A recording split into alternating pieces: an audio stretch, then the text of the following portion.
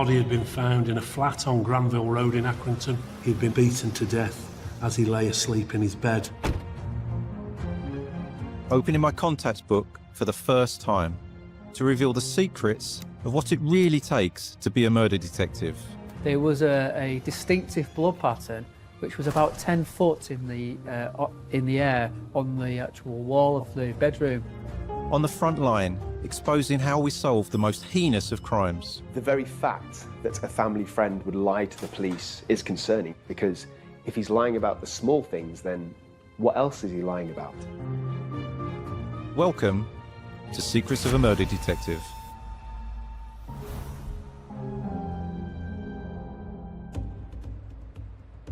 The murder of Mohammed Yusuf in Accrington in September 2016 was one of Lancashire's most callous cases. I'm meeting with a senior investigating officer to understand what really happened, the pressures, the setbacks, and the methods they used to eventually bring the killers to justice.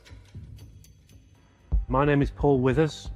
I worked for the Lancashire Constabulary, where I retired in 2019 as a detective superintendent. I think the best way to describe this horrendous crime was a cold-hearted and brutal murder of an elderly, vulnerable man. It's a case that will live with me for some time.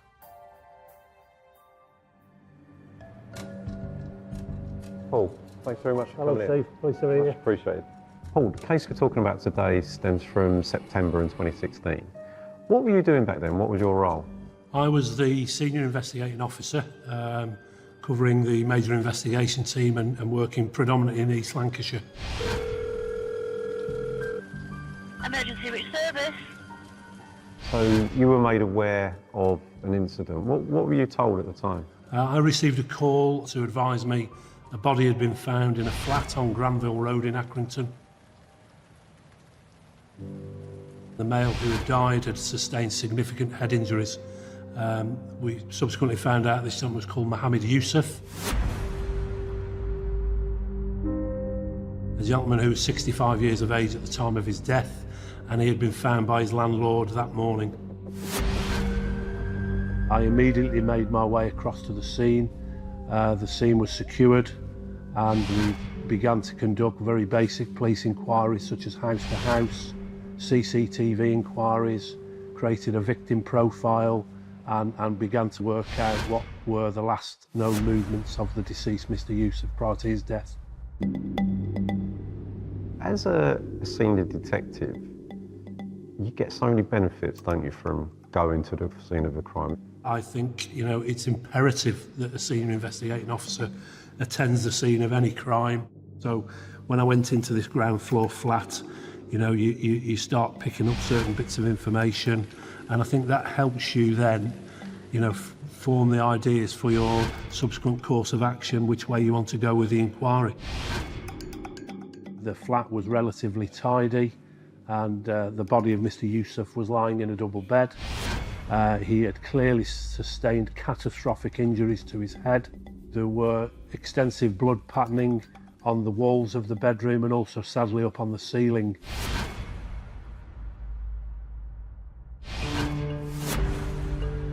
There are over 30 different types of bloodstains patterns out there in terms of blood pattern analysis.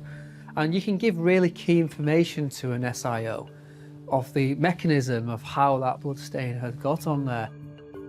My name's Paul Langton, and I was a police forensic specialist working within the Lancashire Constabulary Scientific Support Unit.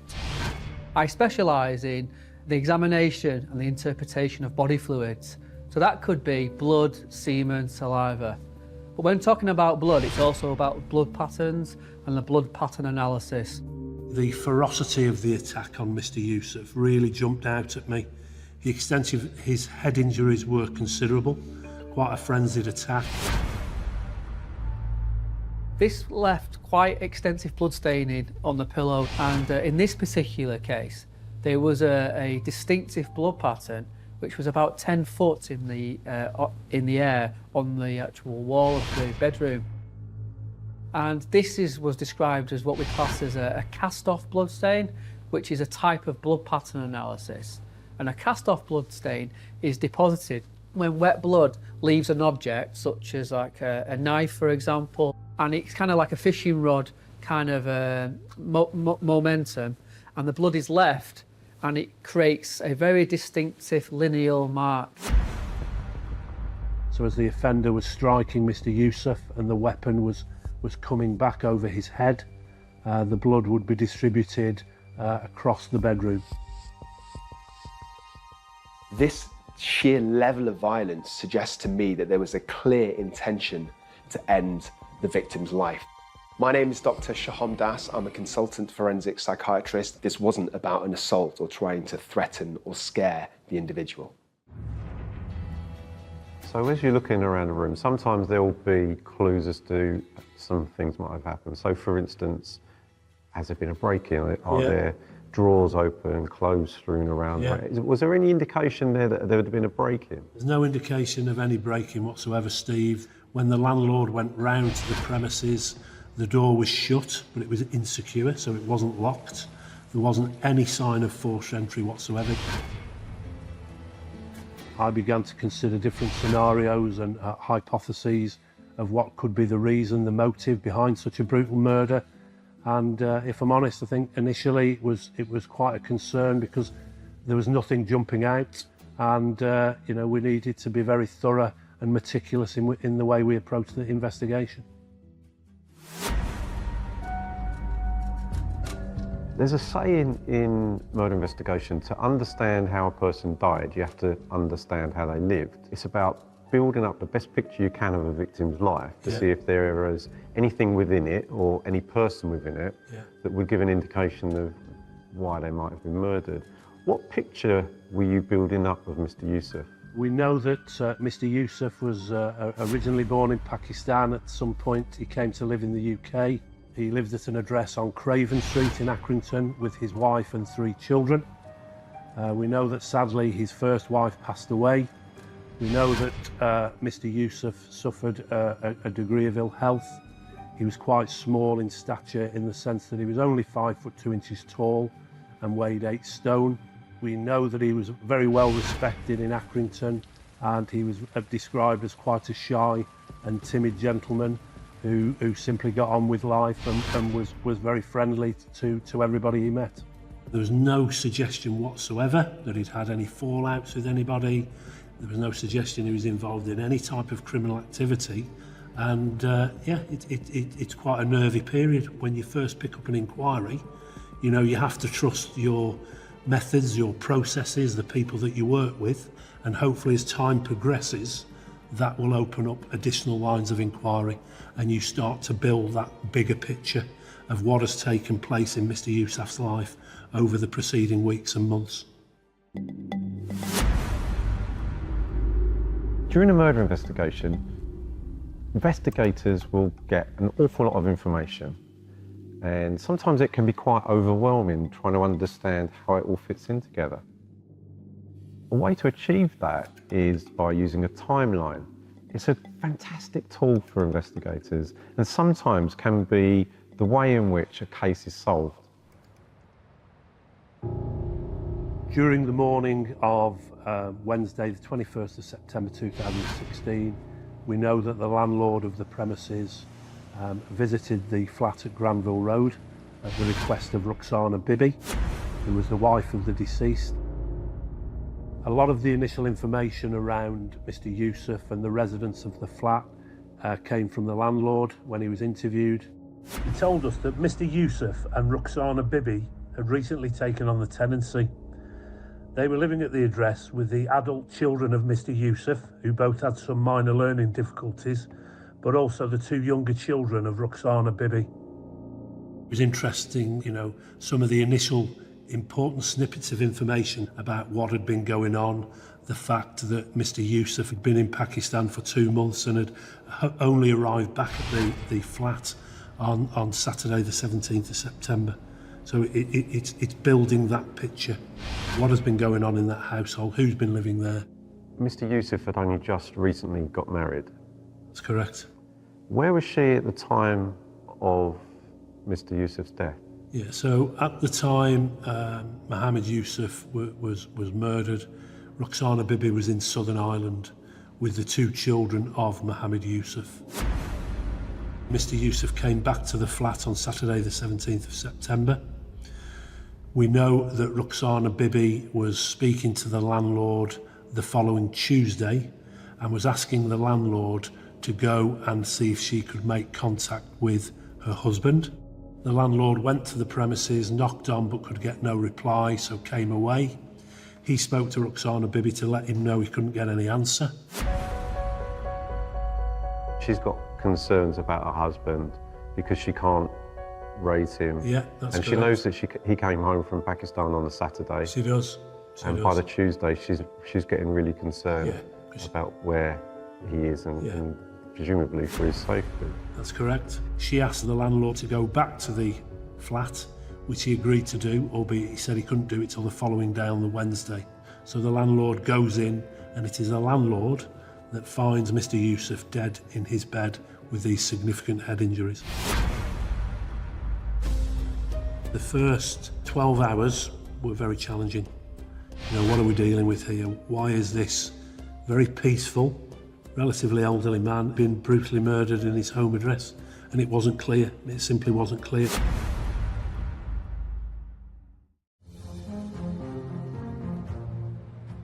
The use of family liaison officers in murder investigations is really important. First and foremost, they're investigators. What they are doing, they're helping build up a picture of a victim's life. And by doing that, you can often identify who it was that carried out the murder.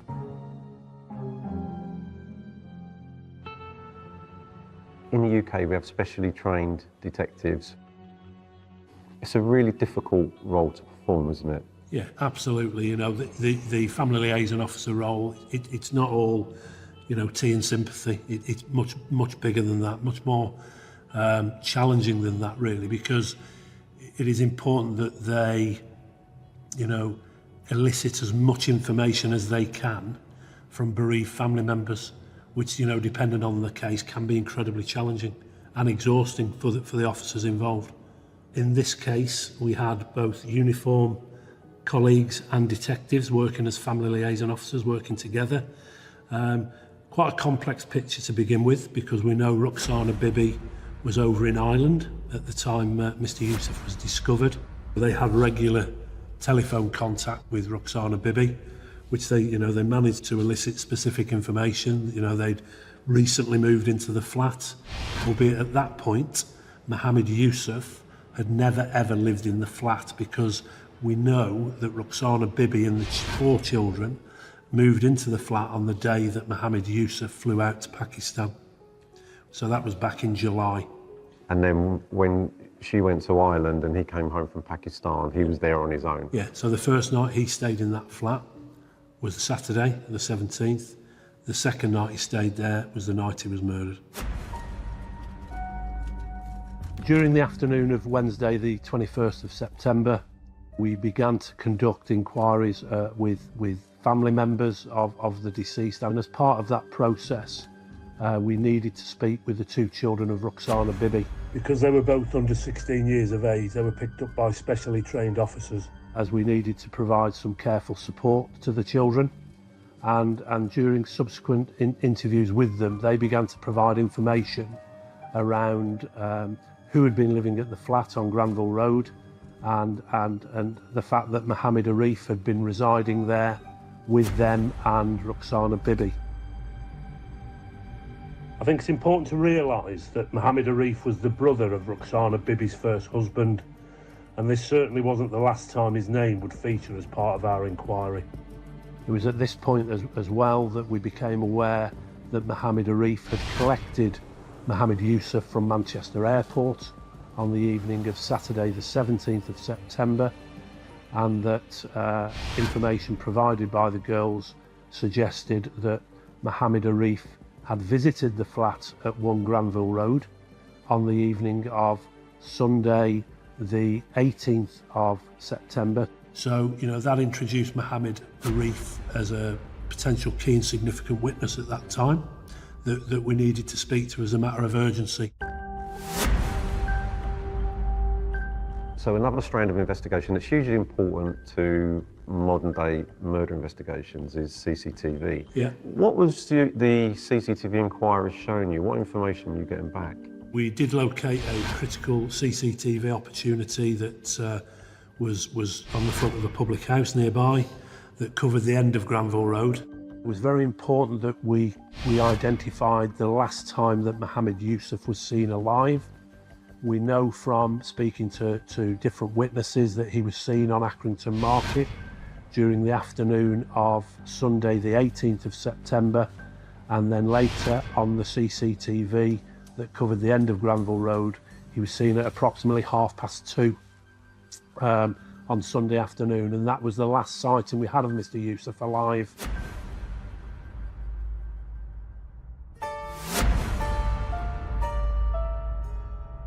An important element in any murder investigation is a post-mortem.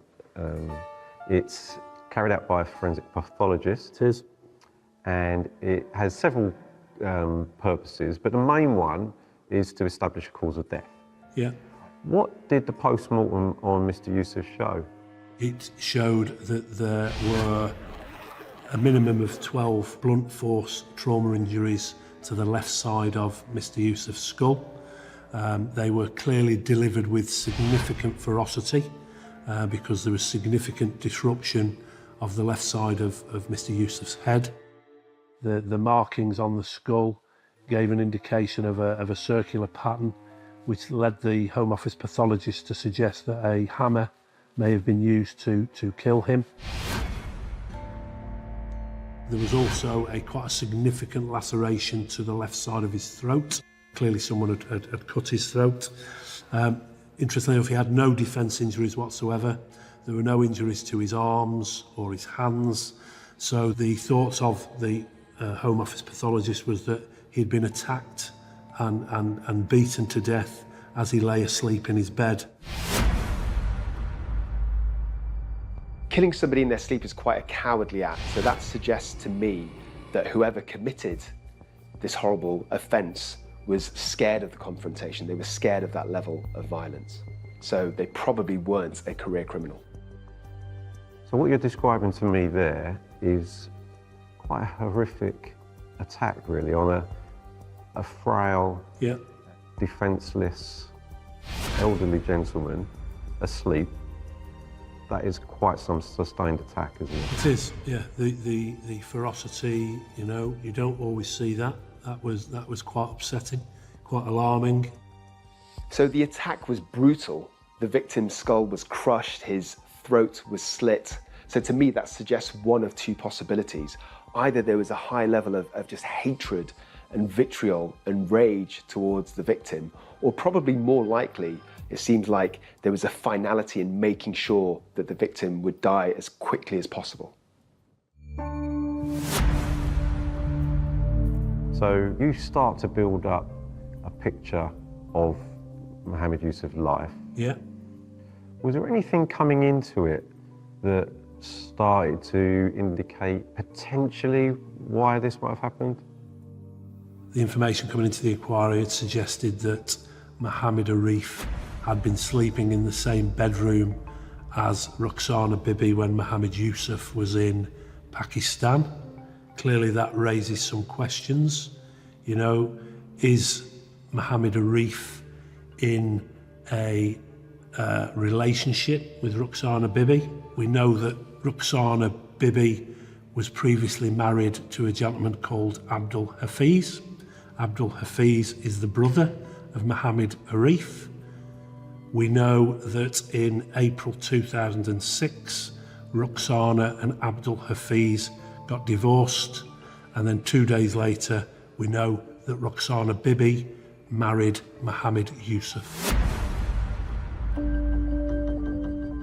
So you've got this very complex family tree that you are trying to make sense of, and you know, it was quite a confusing picture during those first 24 hours working out the different dynamics. You know, information coming through at that time suggested that Mohammed Yusuf had previously lived at an address at 39 Craven Street in Accrington. but that premises had recently been transferred to the ownership of Abdul Hafiz, allegedly for no financial fee involved. So again, you know, you've all this information you have to make sense of and determine whether or not it's relevant. When you're investigating a murder, one of the most important elements that can lead you to the killer is if you can identify a motive. Yeah. So what you've just described to me within there, my detective brain is Yeah. whizzing around. First off, when Mr. Yusuf is in Pakistan, the woman he's recently married is sharing a bed with another man. Yeah. To me, immediately that's jumping out as, Absolutely, as yeah. a potential. Unusual. Yeah. Property belonging to him has been transferred to another person. Yeah. Unusually, because there is no transfer of finance in order to transfer that property. Yeah. Again, another line of inquiry that will be opening up to you. So, from very little information as to why this may happen, you've now got a couple of pieces of information that you're going to have to chase down and Yeah. could potentially Yeah. be the motive for this murder. Yeah. Anybody that comes into a murder inquiry, Yeah. particularly where their name appears as prominently as Mohammed Arif is, will need to be spoken to. So I'm assuming you would have sent officers to go and speak to Mr. Arif. He came into Greenbank Police Station where we spoke to him as a witness in relation to his knowledge and friendship with Mohammed Yusuf. We needed to understand what had taken place when he collected Mr. Yusuf on the Saturday night. We needed to understand more about when he visited the flat on the Sunday. So during the course of Mohammed Arif's discussions when he was being interviewed as a witness, I received regular feedback from the officer who was dealing with him at the time. She advised me that she was very unhappy with him. The fact that she felt he was telling lies, that he was often contradicting himself, and she was unhappy with the way he was behaving. She said he was evasive at times and not really giving a full and thorough explanation of his relationship with Ruxana Bibi, but also his relationship with Mohammed Yusuf. The very fact that a family friend would lie to the police is concerning. It's quite suspicious, because if he's lying about the small things, then what else is he lying about? We were also expediting some CCTV inquiries from the camera that covers the end of Granville Road and the flat. That showed that Mohammed Arif's vehicle, the red VW Passat, was visiting the scene throughout Sunday the 18th of September. We obviously know from witnesses and the CCTV on that same camera that the last known sighting of Mr. Yusuf alive was during the afternoon of Sunday the 18th of September. From quite a slow kind of whodunit start, the investigation very quickly began to gather some momentum. In any modern murder investigation, mobile phone evidence is important. What was the evidence from the phones telling you? It was reasonably simplistic in relation to this inquiry, in the sense that initially we could establish that Mohammed Arif turned off his mobile phone during the early afternoon on the Sunday and only turned it back on the Monday morning. We know when you look at his history of his phone, he very rarely did that, so that was unusual. He obviously thought he was being clever, but it raised a big red flag above his head. You're now starting to piece this information together and you've got a decision to make, haven't you? Yeah, yeah. What was the decision that you made? I made the decision that he was to be arrested on suspicion of the murder of Mohammed Yusuf.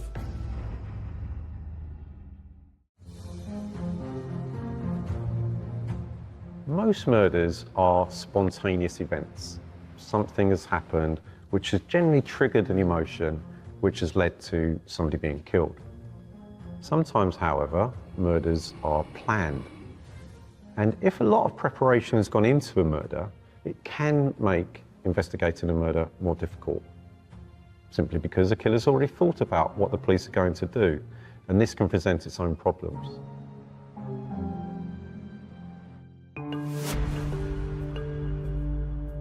Once someone's arrested for an offence, it opens up a world of opportunity in terms of investigation. It does. For instance, searching someone's home address. Yeah. Getting them examined for injuries by a doctor. Seizing their clothing, seizing their phone. So all new lines of inquiry would have opened up to you but now, wouldn't they? Very much so, Steve. Clearly this gave us the powers to seize his vehicle, the VW Passat. This was lifted forensically and taken to forensic storage. It was then forensically examined by specially trained search officers. From this forensic examination of the vehicle, a small smear of blood was located on the driver's seat.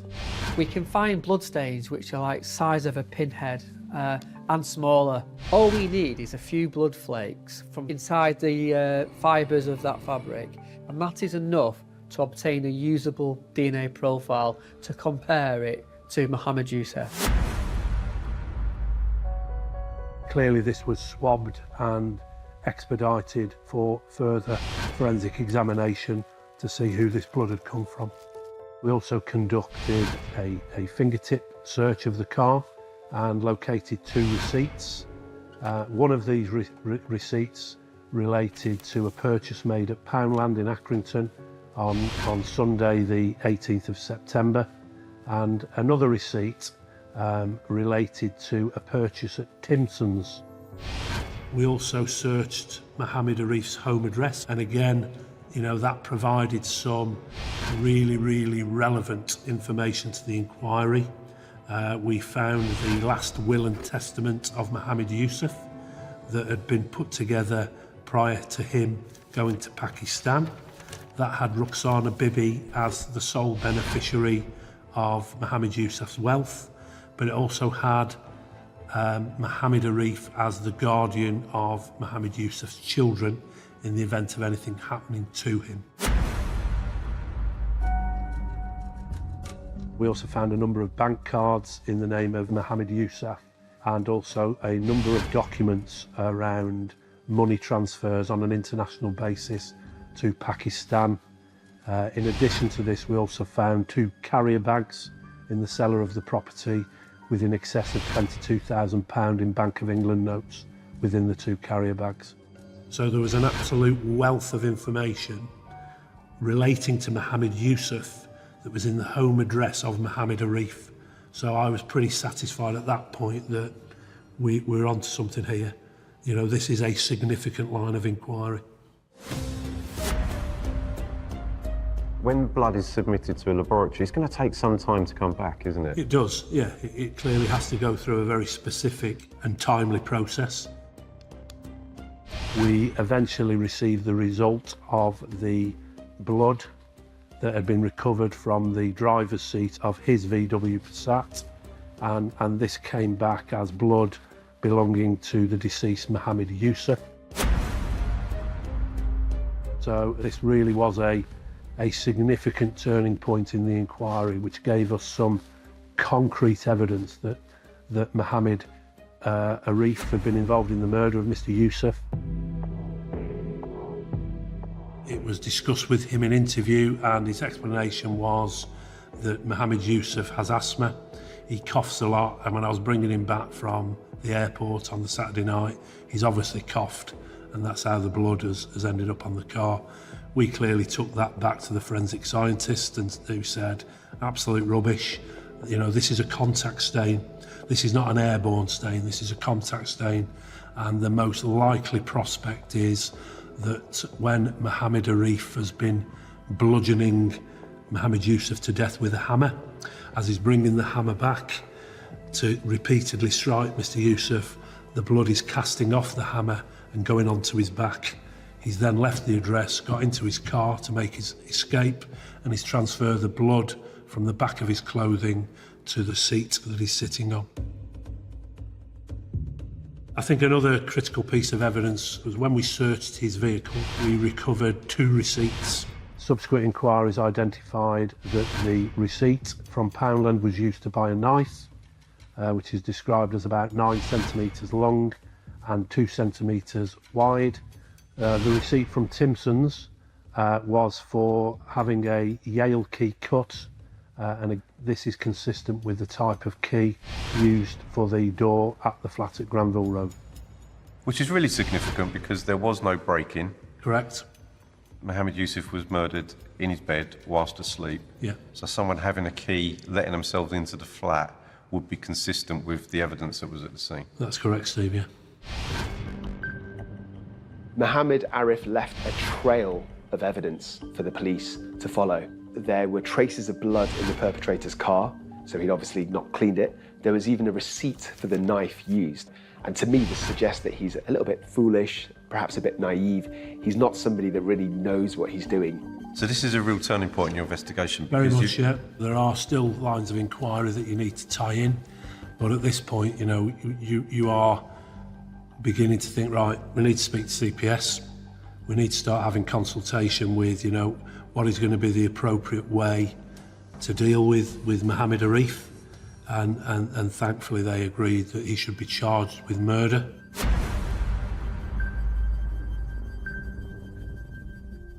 On the 26th of September, Mohammed Arif was charged with the murder of Mohammed Yusuf, and he was subsequently remanded in custody pending an appearance at the Crown Court. So, as part of the detention strategy around Mohammed Arif when he was in custody, we're also getting information that he's also been residing at an address on Wood Street in Todmorden, the home address of Roxana Bibi. So because of that, we obtained a warrant for that address because we felt it was extremely important to conduct a search at this address to see potentially he could have been back to that address after committing the murder. Again, during that search, we found a number of significant documents, including a life insurance policy in the name of Mohammed Yusuf that had recently been taken out that summer. The beneficiary was Roxana Bibi. We also found a piece of paper with a number of signatures saying Mohammed Yusuf. From my untrained eye, you know, I looked at those and I would say somebody's practicing his signature. So you're very quickly developing a picture that suggests that Mohammed Yusuf has been murdered for financial gain, and that this is a conspiracy, certainly involving Mohammed Arif, who is the person who we believe has murdered Mohammed Yusuf, but also involving Roxana Bibi.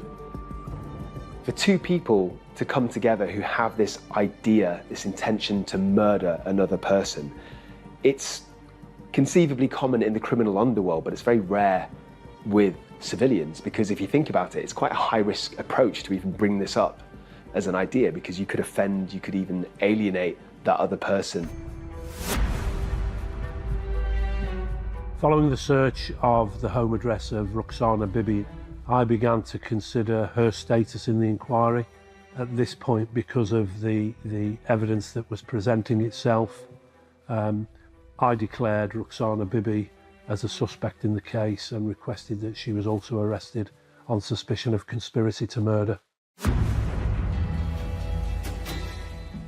My view was she'd gone across to Ireland to give herself an alibi at the time of the murder.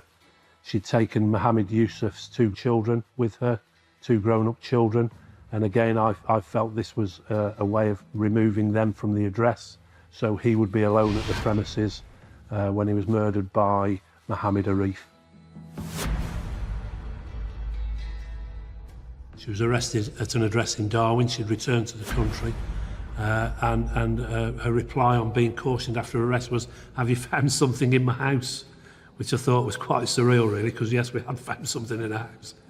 Making a decision to arrest the bereaved wife of a murder victim isn't something you take lightly, is it? No, absolutely. No, I'd given that a lot of consideration.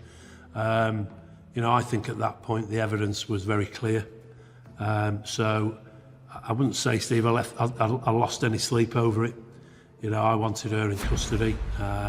I wanted to get her an interview and let's find out what she knows. What did she say in interview? She provided a significant number of pre-prepared statements.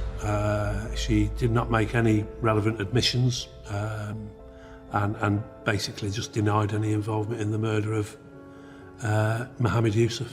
Unlike Mohammed Arif, Yeah, there's no direct link for her to the actual crime itself. She's in Ireland at the time. she is. So she wasn't part of the murder itself. She didn't lay hands on her husband. Correct. But she could well have been part of the conspiracy Very in and much around. so, yeah. But you don't have enough evidence at this stage, I would suggest, to bring her up to the level of Mohammed Arif. Is that fair to say? I think that's very fair, Steve. I think whilst the prosecution case was building around Roxana Bibi, I think at this stage we're a little bit off, you know, having enough evidence to actually charge her with conspiracy to murder. There were numerous lines of inquiries that needed to be completed. We had inquiries in Pakistan, we had inquiries in Southern Ireland, there were extensive financial inquiries, all of which we felt that Roxana Bibi would have some involvement in, but, you know, it's no good just thinking, you need to prove it.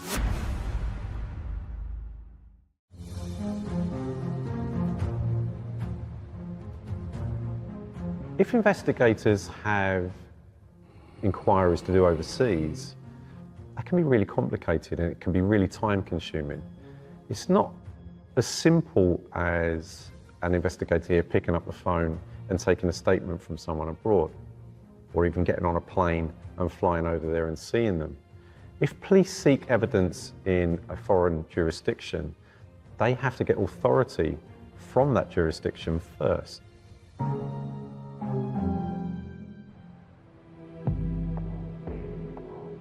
You said you need to make inquiries in Ireland, Yeah. and you need to make inquiries in Pakistan. Yeah. That's quite complicated, isn't it? And it takes some time. Yeah, it was particularly the Pakistani inquiries. An officer from the National Crime Agency was exceptional, working with the Pakistani authorities. He went and interviewed many different witnesses for us over in Pakistan, and you know, helped us to continue to build this prosecution case. Roxana Bibi is in custody, and you're aware at this stage you don't have the evidence that would be sufficient to go to the Crown Prosecution Service and get her charged jointly with her husband's murder. So then you have to make a decision to bail from the police station, is that correct? Yeah, that's correct, Steve, yeah. Roxana Bibi was released on Part 4 bail. So by bailing her from the police station, that will then give you time to build up a case to see whether or not the evidence does suggest that she was in fact part of the conspiracy to murder her husband. And that's going to take some time, isn't it? It is, yeah. You know, we couldn't rush this. We needed to be meticulous, needed to be painstaking, and that's what it was. We didn't leave a stone unturned. So there's a life insurance policy in Yeah. existence, the beneficiary of which is going to be Roxana Bibi. That's correct. What inquiries did you make around that? Clearly, we needed to understand, you know, when the application was made, where it was made, what was the process, who was involved in making that process. Now, from the evidence we got, it showed that Mohammed Arif was heavily involved in that process. They initially tried to get Mohammed Yusuf insured for £500,000. The insurance company involved, after some medical records were obtained, refused to insure him for that sum, but they did insure him for Mr Yusuf for, I think it was £244,000 for a 4-year period. So Roxana Bibi stood to benefit the best part of £250,000 from the death of her husband. She did, that's correct. We also looked at the contact between Mohammed Arif and Roxana Bibi, which was extensive. Indeed, a forensic search of the scene at Granville Road. There was a semen stain found in one of the bedrooms that subsequently came back to Mohammed Arif. We tested the mattress, and the test we look for is a chemical in seminal fluid called acid phosphatase. We then subsequently sent that off for DNA analysis, and we obtained a male DNA profile and a female profile. which was highly significant in this case. This was the bedroom that the children had told us that Mohammed Arif and Roxana Bibi shared. Again, this supported the fact that they were in a sexual relationship.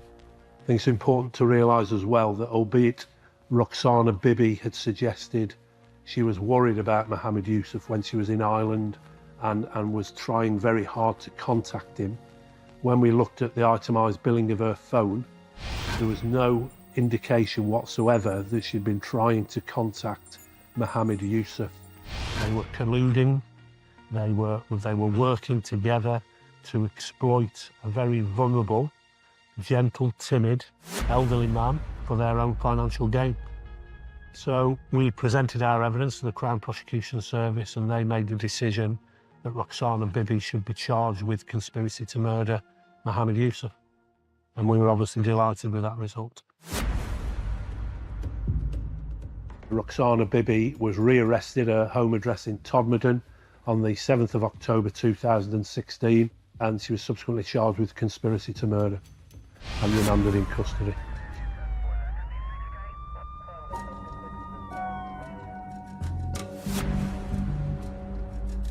The trial of Mohammed Arif and Roxana Bibi started on the 19th of June 2017. It lasted for 5 weeks, during which all the witnesses came and gave evidence, and the prosecution delivered, I thought, a very, very strong prosecution case. So trials in the UK all follow the same pattern. The prosecution will present their case. The defence will then present their own case, or defences in this instance. After all that, the jury will trundle out into a room where they'll discuss whether or not they believe that the defendants are guilty or not guilty. So after all of that, what were the verdicts that came back on Bibi and Arif?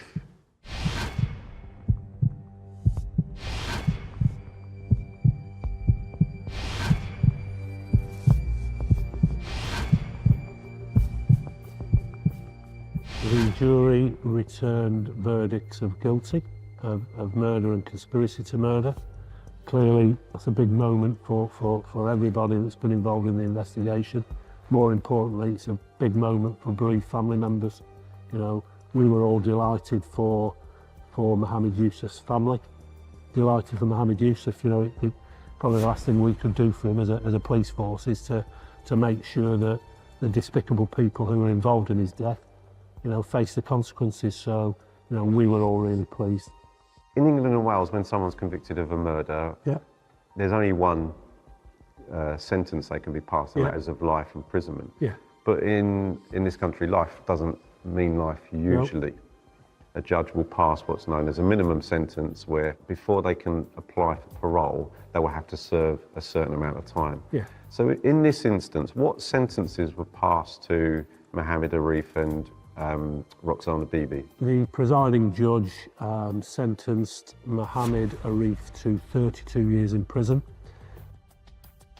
and he gave a 28-year custodial sentence to Roxana Bibi. He was quite scathing in his summing up, described them as greedy, callous, manipulative, and, you know, clearly the murder was for financial gain. It appears to me that Bibi never actually really had emotional feelings towards Mohammed Yusuf. It seems that it's purely motivated by greed, because they were married for less than 6 months before the killing. So this is a very short period of time. So I think it's very likely that she had this planned all along. The family of Mohammed Yusuf conducted themselves with great dignity throughout the 5-week trial. There was never any remorse or apologies from Bibi or Arif, and clearly they're now languishing in prison, where they'll have a lot of time to reflect on what they've done to a very vulnerable and defenceless man. These people manipulated and eventually killed a vulnerable elderly man who trusted them. So clearly they are callous, they're heartless, they lack pity, and they lack basic empathy. The file and the case that your team put together for the jury to be able to make that decision was clearly a strong one. Yeah. And it involved a lot of good, old-fashioned detective work. Yeah, that's correct. What I would like to do, on behalf of especially Mohammed Yusuf, who can't say this to you, Yeah. just say thank you to you and your team for the work you did to get him the justice that he deserved for that terrible end that he had.